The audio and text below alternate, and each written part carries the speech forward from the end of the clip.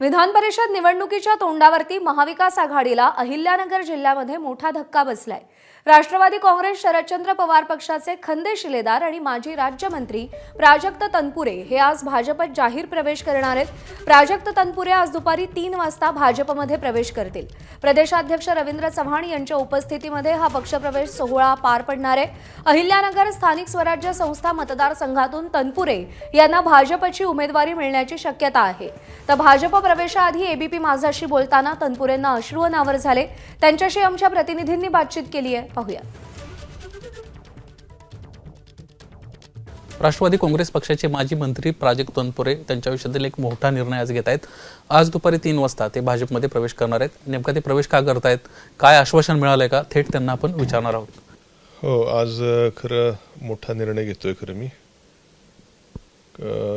गेली कित्येक वर्ष राष्ट्रवादी काँग्रेस पक्षासोबत मी जोडलेला आहे आणि सध्याच्या परिस्थितीनुसार हा निर्णय काय माझ्या एकट्याचा नाही आहे। ज्यांच्या जीवावर मी राजकारण करतो असे माझे सर्व जे कार्यकर्ते आहेत यांचा एक खूप मोठा आग्रह मला त्या ठिकाणी झाला आणि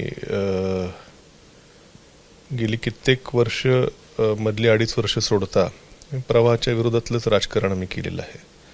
म्हणजे 2004 साली माझ्या वडिलांचा विधानसभेला पराभव झाला।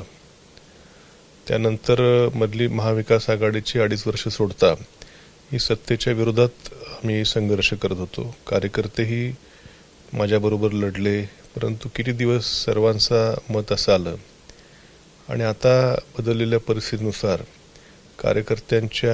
त्यांच्या देखील राजकीय अस्तित्वाचा प्रश्न बऱ्याच जणांनी माझ्याकडे बोलून दाखवला आणि त्यामुळं कुठेतरी सत्तेच्या आधाराने त्यांचंही राजकारण जिवंत राहील। कुठेतरी 2.5 वर्षामध्ये सत्तेच्या काळात जी कामं तालुक्यामध्ये झाली ती बघता कार्यकर्त्यांचा आणि जनतेचा एक खूप मोठा रेटा माझ्या मागे होता आणि म्हणून हा निर्णय मी आज घेतलेला आहे।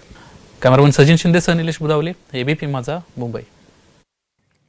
दरम्यान प्राजक्त तनपुरेंच्या भाजप प्रवेशासंदर्भात माहीत नसल्याची प्रतिक्रिया जयंत पाटील यांनी दिली आहे। माझी काय त्यांची संपर्क नाही आहे। खरं म्हणजे त्यांनी भाजपमध्ये प्रवेश करणं